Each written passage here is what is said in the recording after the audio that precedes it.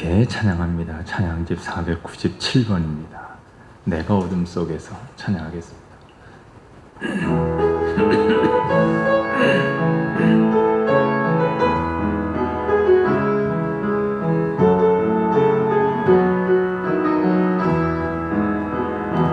내가 어둠 속에서 헤맬 때에도 주님은 함께 계셔. 내가 시험 당하여 괴로울 때도 주님은 함께 계셔. 기뻐 찬양하네 할렐루야 할렐루야 할렐루야 할렐루야. 우리 모두 찬양 할렐루야 할렐루야. 주님 나와 함께 계시네. 내가 은밀한 곳에서 기도할 때도 주님은 함께 계셔. 내가 아무도 모르게 선한 일 할 때도 주님은 함께 계셔. 기뻐 찬양하네 할렐루야 할렐루야 할렐루야 할렐루야. 우리 모두 찬양 할렐루야 할렐루야. 나와 함께 계시네. 힘이 없고 연약한 사람들에게 주님은 함께 계셔. 세상 모든 형제와 자매들에게 주님은 함께 계셔. 기뻐 찬양하네 할렐루야 할렐루야 할렐루야 할렐루야. 우리 모두 찬양 할렐루야 할렐루야. 주님 나와 함께 계시네. 거룩하시고 자비로우신 우리 하나님, 오늘 복된 주일 시간 우리 하나님 앞에 나와 영과 진리로 예배케 하시니 감사합니다. 이 시간 주의 성령이 함께 하시고 우리 심령 속 사람을 새롭게 하여 주옵소서. 온전히 하나님만 영광 받으시며 우리에게는 한없는 은혜와 축복의 시간 되게 해 주옵소서.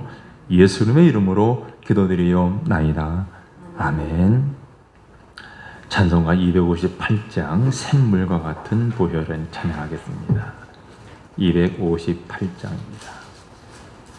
동물 찬송가 190장.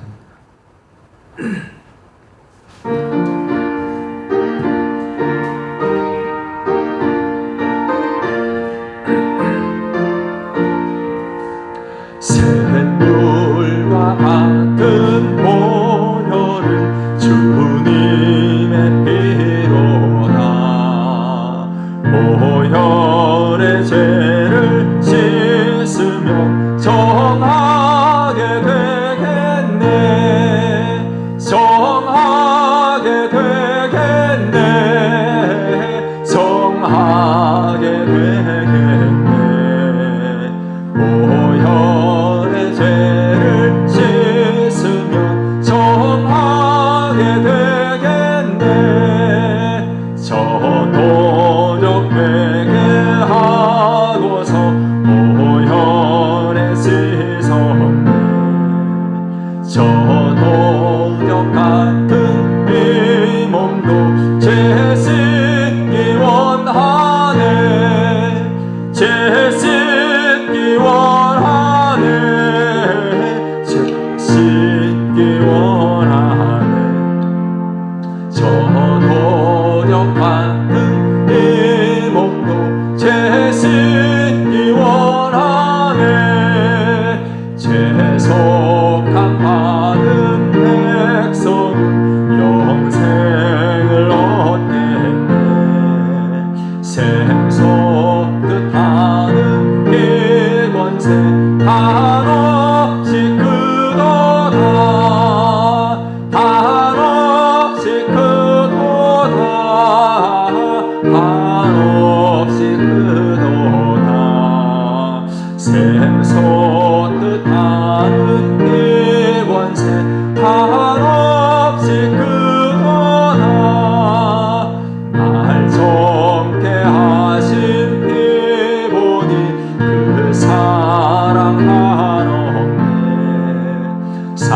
동안 받는 사랑을 늘 찬송하겠네.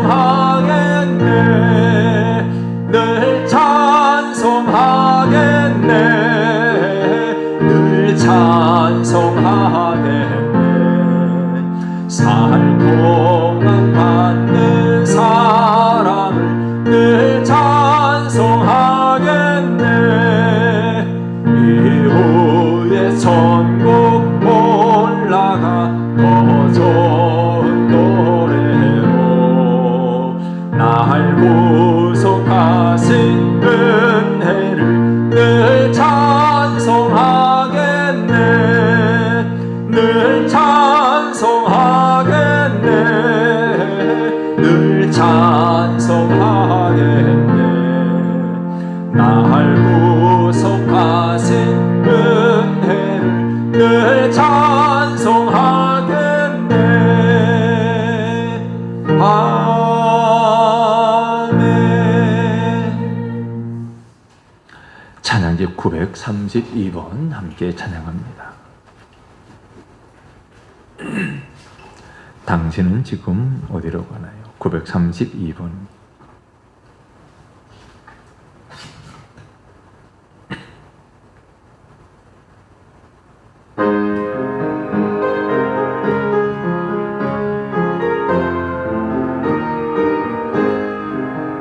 당신은 지금 어디로 가나요? 발걸음 무겁게 이 세상 어디 싣고 있나요? 머물고 있나요? 예수 안에는 안식이 있어요. 평안이 넘쳐요. 십자가 보혈 있는 삶마다 구원을 받아요. 예수 믿으세요. 예수 믿으세요.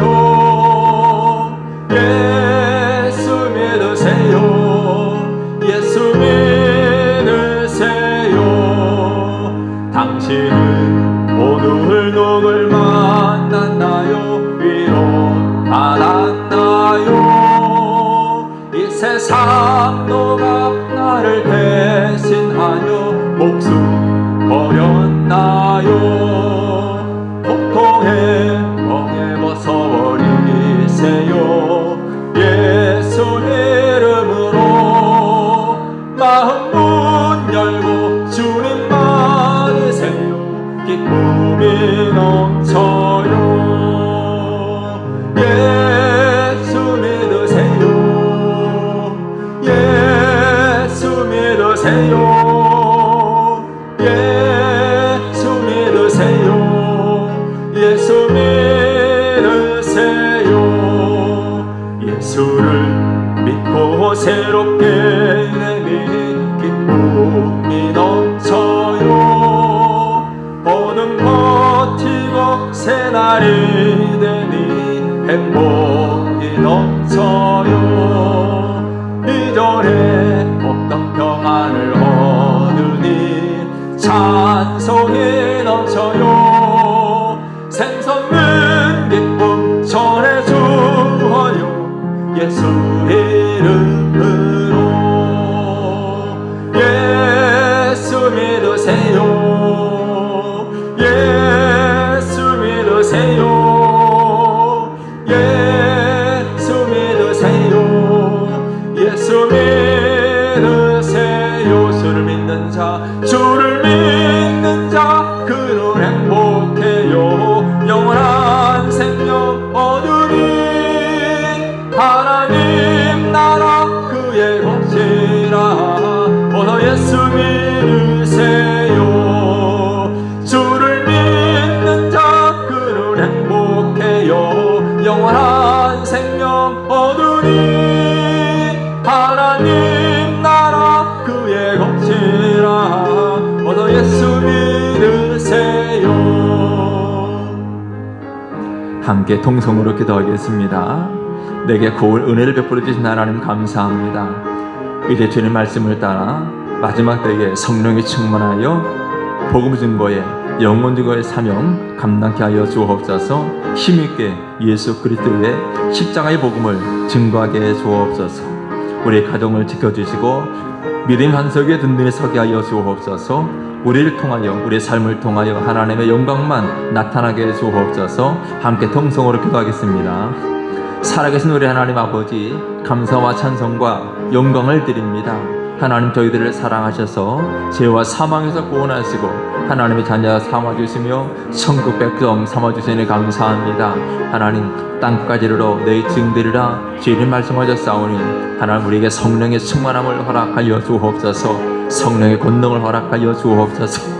하나님, 아직도 주님 알지 못하고 죄와 사망에 빠져있는 많은 영혼들, 저들에게 나아가 주의 십자가의 복음을, 예수 그리스도의 생명의 말씀을 힘있게 증거하게 하여 주옵소서. 하나님, 영혼을 사랑하는 마음, 영혼을 불쌍히 여기는 마음 허락하여 주옵소서. 하나님이 우리를 통하여 많은 영혼들이 주께로 돌아와 구원만의 역사를 나게 하여 주옵소서. 세워주신 재범된 교회에 은혜 베풀어 주시고 하나님, 마지막 때에 구원의 망대 사명 감당케 하여 주옵소서. 하나님 아버지, 많은 영혼들이 몸된 교회를 통하여 구원의 깊은 소식을 듣게 하여 주옵소서. 주님 택한 백성들, 영성질에 작정된 자들 하나님 부르시며 인도하여 주시옵소서. 하나님, 날마다 구원받은 사람들이 더해갈 수 있도록 주님 도우시옵소서. 이 시간도 제 말씀 들을 때에 말씀을 깨닫게 해주시고 말씀의 큰 은혜게 하여 주시옵소서. 하나님 아버지, 우리 마음을 활짝 열어 주옵소서. 깨닫게 하여 주옵소서. 하나님의 사람으로 온전케 하여 주옵소서. 강하고 담대한 믿음 허락하여 주옵소서. 견고와 회원들에지 않는 믿음 허락하여 주시옵소서. 주님을 뜨겁게 사랑하게 하시고 마지막 때에 지켜져 부르는 부름에 합당한 모습으로 살아갈 수 있도록 주님 도우시며 인도하여 주시옵소서. 하나님, 시간 주님의 성령으로 은혜로 충분하게 하여 주옵소서. 주님만 영광 받아 주시옵소서. 우리를 사랑하셔서 창조되는 택하시고 부르셔서 하나님 자녀 삼아주신 것 감사합니다. 구원의 큰 기쁨 허락해 주시니 감사합니다. 이제 하나님, 우리를 향하여 땅끝까지 이르러 내 증인되리라 말씀하셨사오니 우리에게 성령의 충만함과 성령의 권능을 덧입혀 주옵소서. 영혼을 사랑하고 불쌍히 여기는 마음 허락해 주시고 주의 말씀 십자가의 복음을 부지런히 증거하며 많은 영혼들에게 예수 그리스도의 생명의 말씀 전함으로 말미암아 많은 영혼들 주께로 돌아오는 역사가 있게 하여 주옵소서. 주의 몸된 교회를 세우셨사오니 구원의 방제로 사용하여 주옵소서. 주님 택한 백성들, 영생을 주시기로 작정된 자들이 주의 몸된 교회를 통하여 구원의 큰 기쁨 누리게 하여 주옵소서. 사랑하는 주의 성도들, 그대 제목들마다 들으시며 응답하여 주시고 우리 삶을 통하여 하나님의 살아계심과 역사하심이 나타나고 오직 하나님께만 영광 돌리는 우리 삶이 되게 해 주옵소서. 이 시간에 말씀 드릴 때에 깨닫게 하시고 말씀에 은혜 받게 해 주옵소서. 예수님의 이름으로 기도드리옵나이다. 아멘.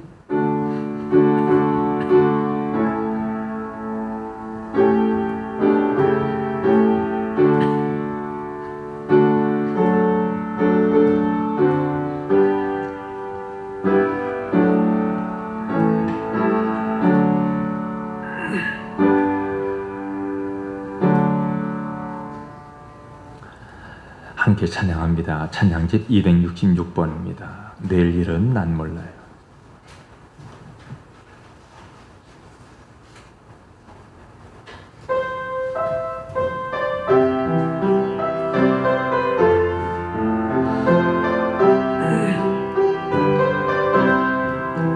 내일 일은 난 몰라요. 하루하루 살아요. 불행이나 여행함도 내 뜻대로 못해요. 험한 이 길 가고 가도 끝은 없고 보내요. 주님 예수 발레미사 내 손 잡아주소서. 내일 일은 난 몰라요. 장래일도 몰라요. 아버지여 날부터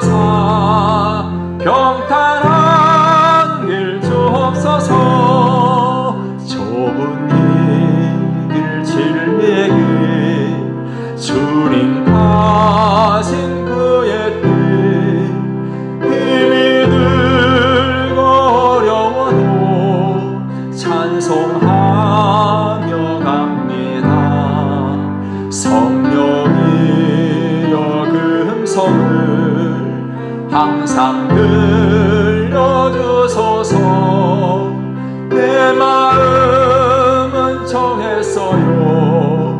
변치 말게 하소서. 내일 일은 난 몰라요. 장래일 더 몰라요. 아버지야 아버지요, 주신 성령 이루소서. 만왕의 왕 예수께서 이 세상에 오셔서 만 백성을 구속하니 참 구주가 되시네.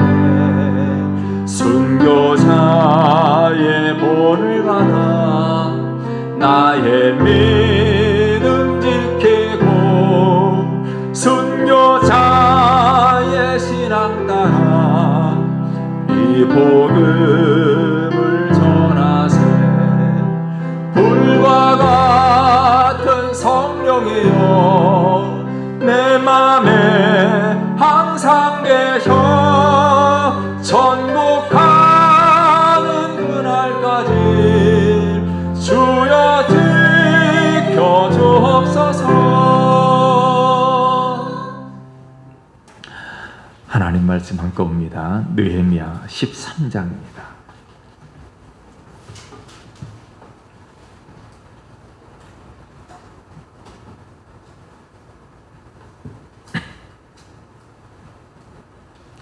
느헤미야 13장 4절에서 9절까지.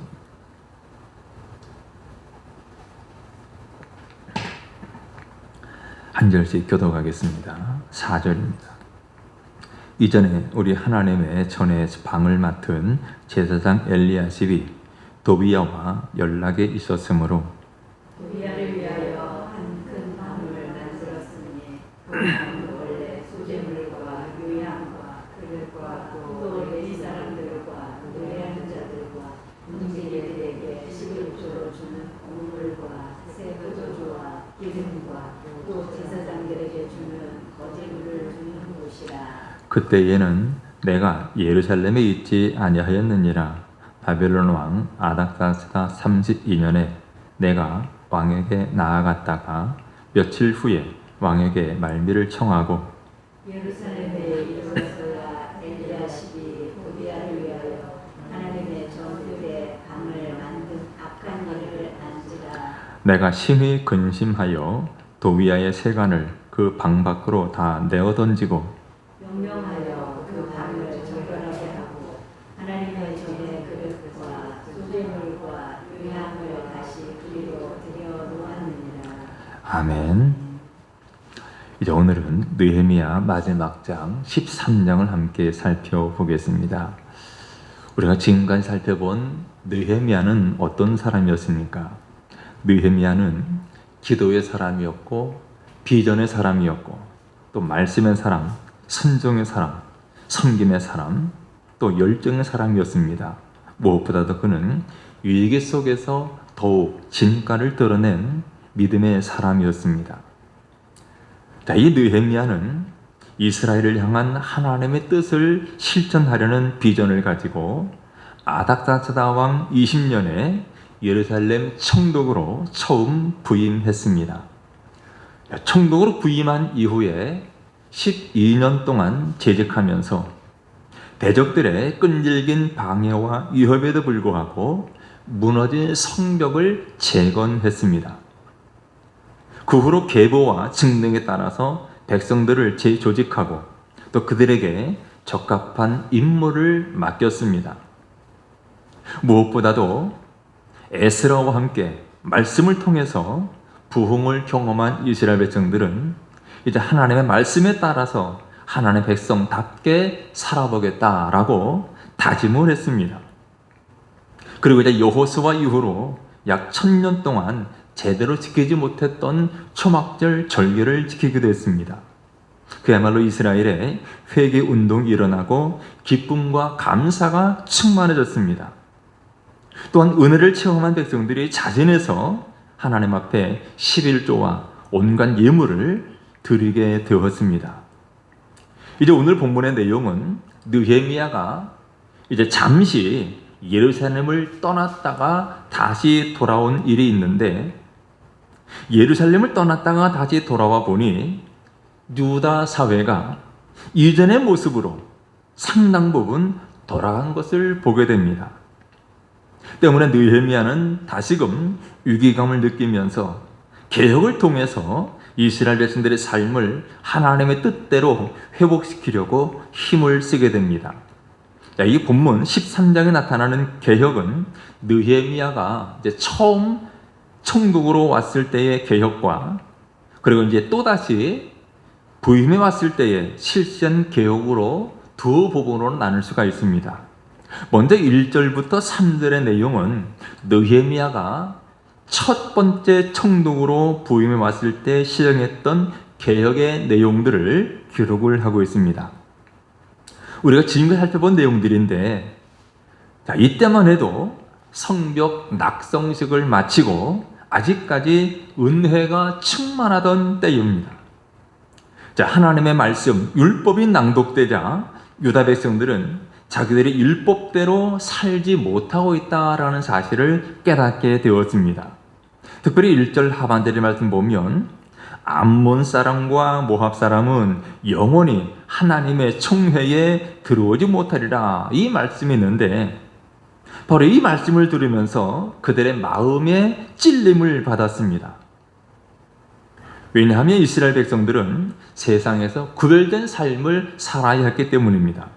자칫하면 우상 숭배의 위험에 노출되어서 영적으로 더러워지고 하나님으로부터 멀어질 수 있었기 때문입니다.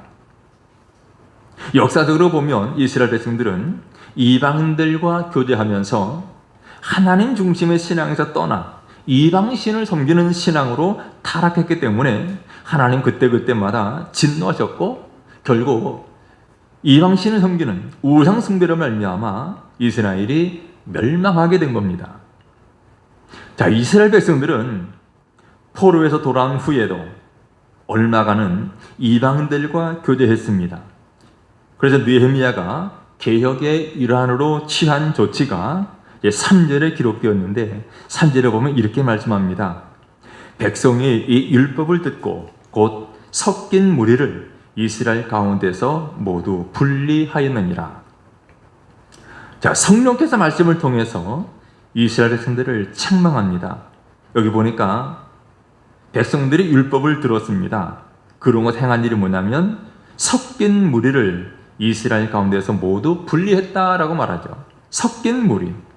여기 말하는 섞인 무리는 아직 정교적으로 유다에 귀환하지 아니한, 상업이나 결혼 등을 이유로 해서 유다 백성들 가운데 거주하는 이방들을 가리킵니다.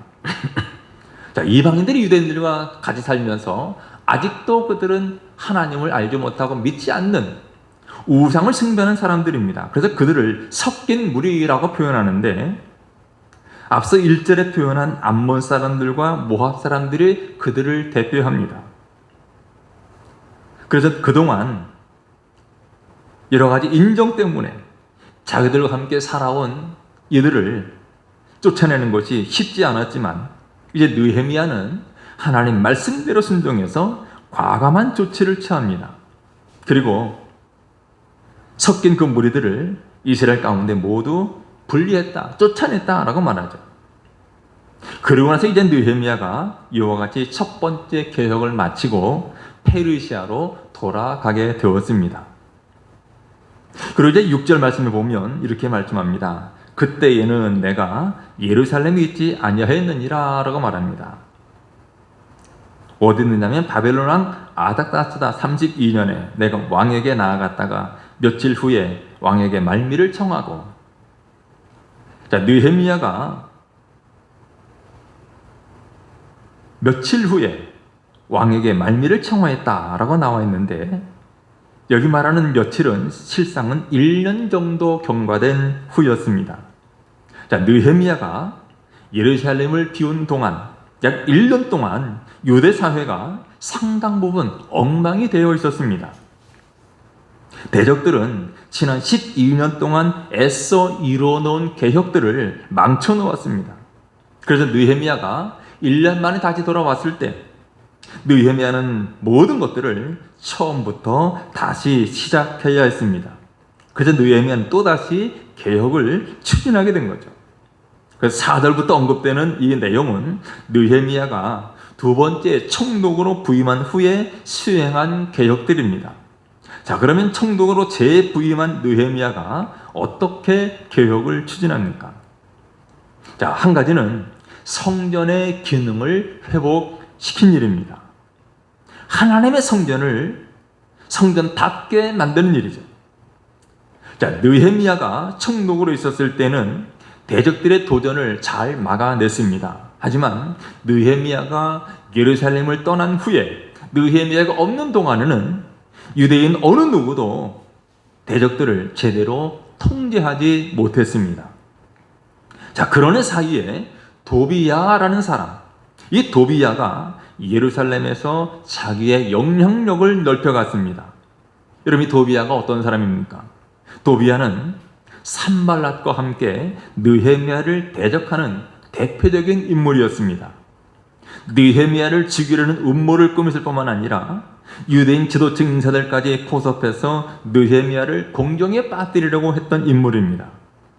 자, 그런데 이 느헤미야가 예루살렘 총독으로 부임했을 때 자기가 누리던 기득권이 없어질까 염려하고 심히 근심했습니다. 그래서 우리가 앞서 살펴본 2장 말씀을 보면 느헤미야가 성벽 재건을 하려고 할 때 너희들이 무엇을 하려고 하느냐? 너희들이 페르시아 왕을 배반하고자 하느냐? 심지어 너희들이 쌓는 그 성벽은 여호가 올라가도 무너질 것이다. 모함하고 비웃었습니다. 또 유대인 지도자들과 인적 관계를 맺은 것을 이용해서 그들과 내통하면서 지속적으로 느헤미야에게 부담을 주었습니다. 자, 이런 도비야인데 느헤미야가 잠시 자리를 비운 1년 동안 당시에 예루살렘에 있던 한심한 제사장 엘리야십이라는 제사장이 성전에 딸려있는 큰 방 하나를 비워서 이 도비야에게 내어준 것입니다. 도비야에게 이 방을 마음껏 쓰도록 방을 제공한 겁니다. 자, 그러면 당시 제사장이었던 엘리야십이 도비야에게 내어준 이 방, 어떤 용도의 방이었습니까? 5절 말씀 한번 보겠습니다. 5절에 보면 자, 도비야를 위하여 한 큰 방을 만들었으니 그 방은 원래 소재물과 유향과 그릇과 또 레위 사람들과 노래하는 자들과 문지기들에게 11조로 주는 곡물과 새 포도주와 기름과 또 제사장들에게 주는 거제물을 두는 곳이라. 자, 지금 도비야에게 제공한 이 방은 원래 제사에 쓰이는 제물과 또 성전 봉사자들을 위한 양식, 또 제사장들에게 주는 여러 가지 거제물들을 보관하던 골방입니다. 그런데 이 엘리야십은 이방인들이 성전에 마음대로 출입하면서 처소를 삼는 것을 허용하면서 성전을 이렇게 더럽힌 거죠. 그렇기 때문에 예루살렘에 다시 돌아온 느헤미야는 이 제사장 엘리야십이 도비야를 위해서 행한 이 일을 알고 크게 근심합니다. 그리고 분노합니다. 그리고 성전의 기능을 살리는 것은 유다 사회를 성전 중심으로 바로 세우는데 중요한 역할을 합니다. 때문에 느헤미야는 8절 말씀에 보면 도비야의 그 세간들을 밖으로 다 내어 던집니다. 그리고 9절에 보면 그 방을 정결케 한 다음에 하나님의 전의 그릇들, 또 소재물들, 유향을 다시 들여 놓았습니다. 이방 사람, 유다 백성들의 대적 도비야가 마음대로 사용하던 그 방을 이 성전의 기능 회복하도록 이 일을 다시 돌려놓은 거죠. 그리고 두 번째는 느헤미야가 실시한 개혁은 안식일 준수에 대한 개혁입니다. 사실 안식일 준수의 문제는 어제 오늘 일이 아닙니다. 포로로 끌려가기 전에도 선지자 예레미야가 아주 수차례 경고했었습니다. 예레미야 17장에 보면 이렇게 말씀합니다. 너희는 스스로 삼가서 안식일에 짐을 지고 예루살렘 무리로 들어오지 말며 안식일에 너희 집에서 짐을 내지 말며 어떤 일이라도 하지 말고 내가 너희 조상들에게 명령함 같이 안식일을 거룩히 할지어다. 자, 포로로 끌려가기 전부터도 예레미야 선지자를 비롯한 많은 선지자들은 안식일을 철저히 지킬 것을 명했습니다. 가르쳤습니다. 하지만 그들은 안식일을 온전히 지키지 못했습니다.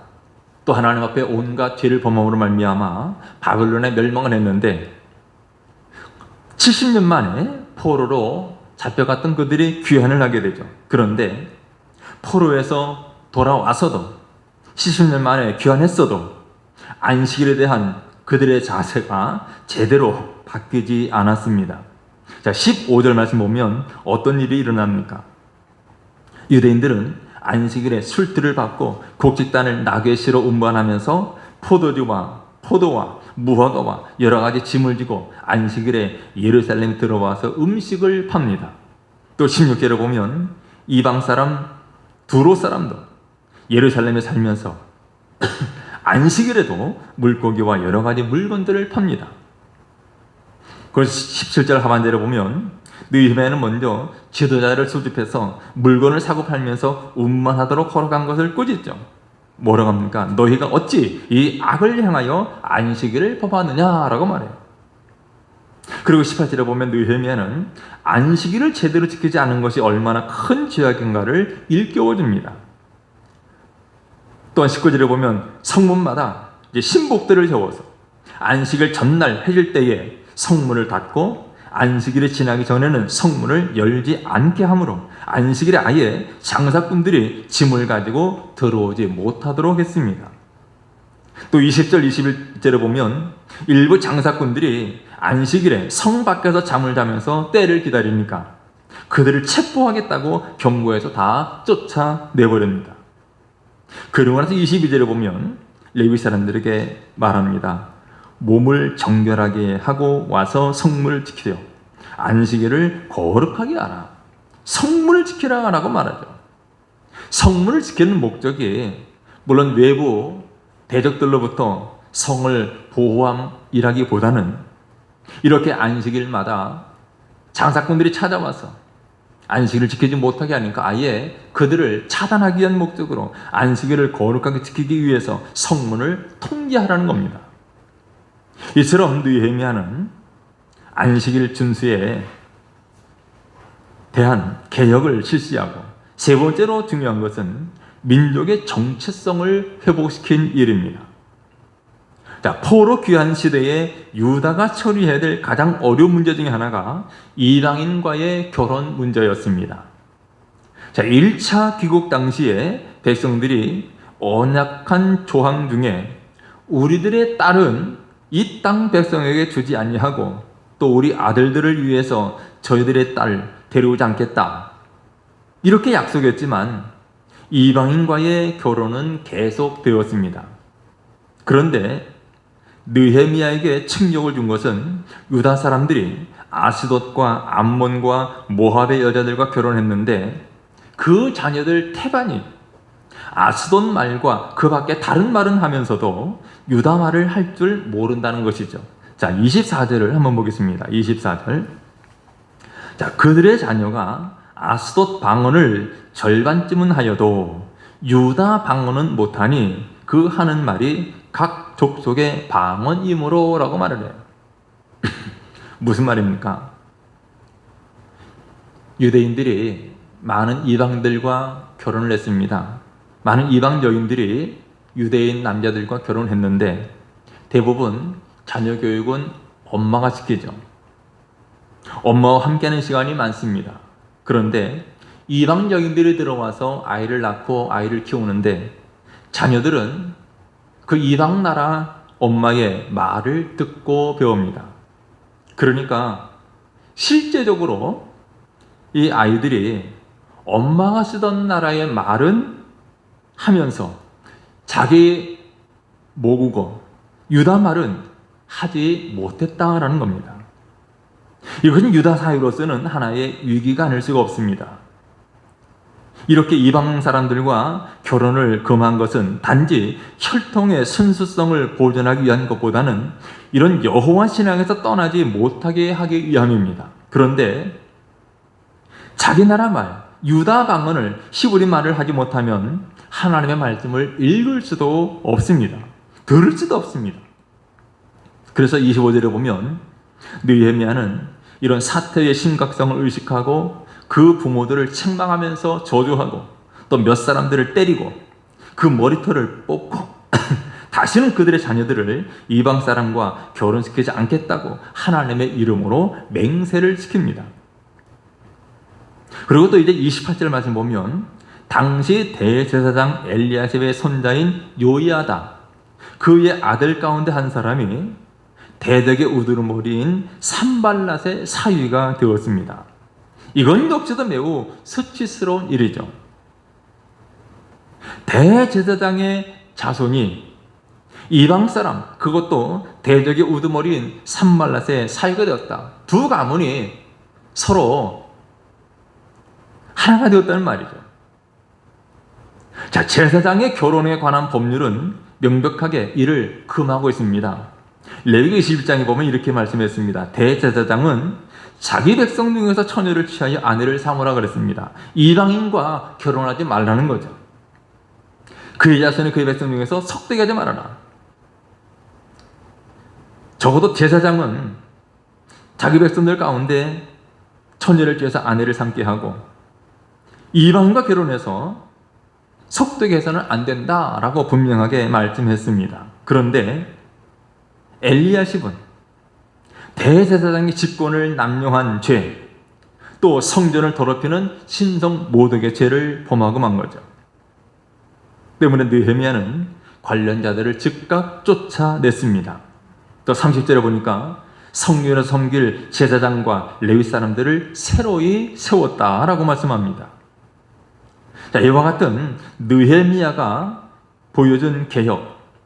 자, 느헤미야 개혁의 특징이 몇 가지 있는데 하나는 바로 말씀을 기초로 했다라는 거죠. 말씀을 기초로 한 것.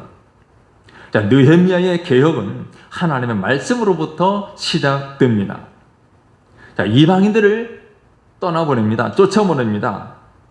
그래서 느헤미야는 신명기 23장 말씀을 요약해서 전하는데, 자, 우리가 앞서 봤던 1절 하반절과 2절의 말씀을 신명기 23장에서는 이렇게 말씀을 하고 있습니다.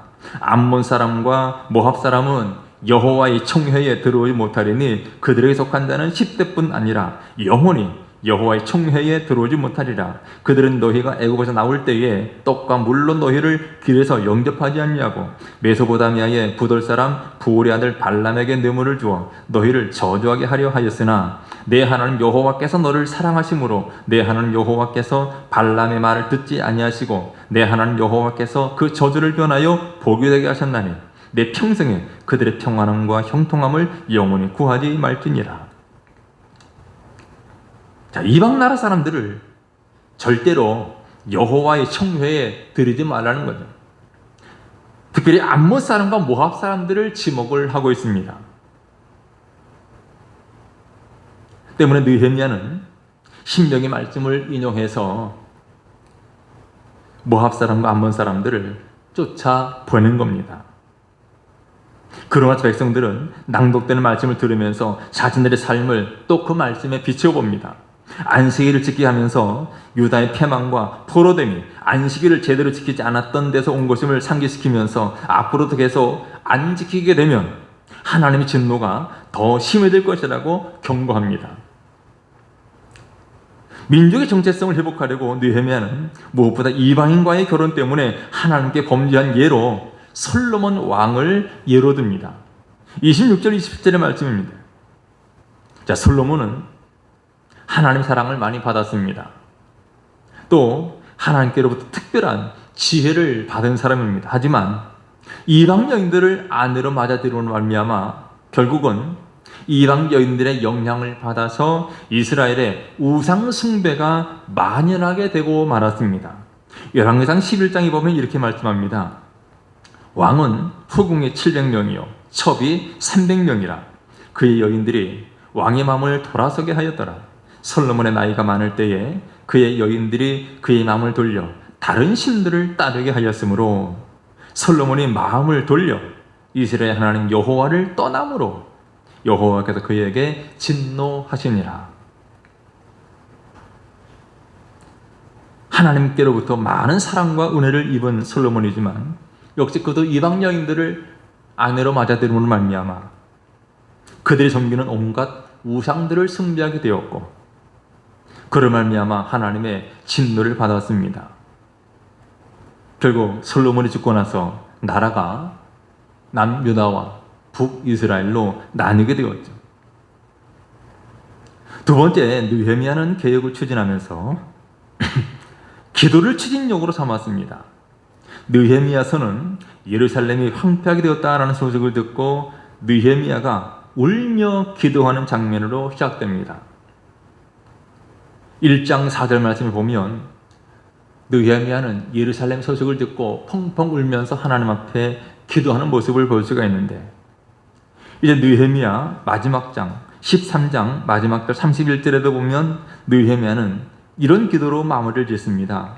내 하나님이여 나를 기억하사 복을 주옵소서. 느헤미야는 기도로 시작하고 기도로 끝을 맺습니다. 13장을 보면 개혁을 하나씩 추진할 때마다 하나님 앞에 기도합니다. 도비아가 있던 성전의 방을 정결하게 하고 레위인들의 성전 업무를 회복시킨 다음에 14절에 보면 이런 기도를 합니다. 내 하나님이여 이 일로 말미암아 나를 기억하옵소서. 내 하나님의 전과 그 모든 직무를 위하여 내가 행한 선한 일을 도말하지 마옵소서. 또 22절에 보면 하나님의 백성들이 안식일을 답게 지키도록 한 후에 이런 기도를 합니다. 내 하나님이여 나를 위하여 이 일도 기억하시옵고 주의 크신 은혜대로 나를 아끼시옵소서. 또 이방인들과 결혼을 금지하여서 백성들을 거룩하게 하고 사역을 마무리 지으면서 31절에 이렇게 기도하죠. 내 하나님이여 나를 기억하사 복을 주옵소서. 느헤미야는 현실을 헤쳐나가기가 매우 힘들었지만 하나님께 엎드렸습니다. 여러분, 성도들은 개혁하는 사람들이어야 합니다. 느헤미야가 없다고, 느헤미야가 예루살렘을 떠났다고 백성들이 어쩌면 그렇게 빨리 영적으로 느슨해질 수 있습니까? 성령을 재건하고 난 후에 말씀을 인하여 생겨난 그들의 감격, 그 열심은 다 어디로 갔습니까? 하나님 앞에 회개하면서 흘린 눈물들, 하나님 뜻대로 살겠다는 그 다짐 어디로 갔습니까? 성경 낙성식 할 때에 그들이 드린 감사와 찬송은 다 어디로 갔습니까? 11절에 느헤미야가 이렇게 절규했죠. 하나님의 전이 어찌하여 버림바 되었느냐? 하나님의 전이 어찌하여 버림바 되었느냐? 이런 절규하던 느헤미야의 심정을 오늘 우리가 이해할 수 있어야 합니다. 나의 나태함 때문에 하나님의 전이 비거나 하나님의 전이 황폐하게 되어서는 안 됩니다. 처음 사랑을 잃어버리고 방황해서도 안 돼요. 내 주위 사람들 다 그렇게 사는데 그러면서 자신의 게으름과 자신의 무뎌진 신앙생활을 합리화해서도 안 됩니다. 느헤미야 말씀, 느헤미야서 전체를 아우르는 핵심 단어를 하나 선택하라고 한다면 바로 그것은 개혁입니다. 개혁은 하나님의 백성으로서 거룩함을 회복하는 것입니다. 그리고 그 개혁의 열매가 부흥으로 나타납니다. 여러분, 우리의 삶도 끊임없이 개혁되어야 되고 변화되어야 합니다. 거룩함을 회복해야 합니다. 예수 그리스도로 말미암아 하나님의 자녀된 우리 모두는 이 황폐되고 무너진 교회와 우리 가정과 이 지역사회를 다시 세우고 개혁하는 자 되어야 합니다.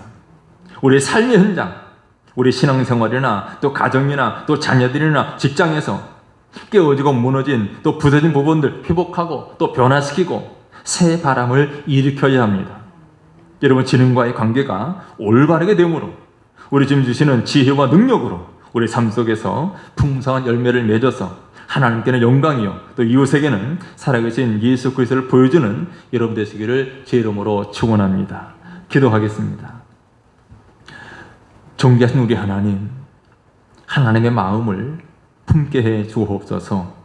하나님의 안타까움을 우리가 새기게 하시고 하나님의 전이 어찌하여 버림받았느냐 절규하던 느헤미야의 심정을 헤아리게 해 주옵소서.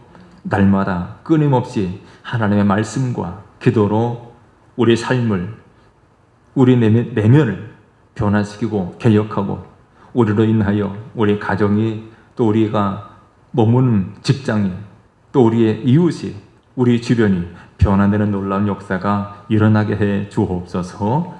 예수님의 이름으로 기도드리옵나이다. 아멘. 함께 찬양합니다. 찬송가 436장 찬양합니다. 나 이제 주님의 새 생명 얻은 목. 통일 찬송가 493장입니다.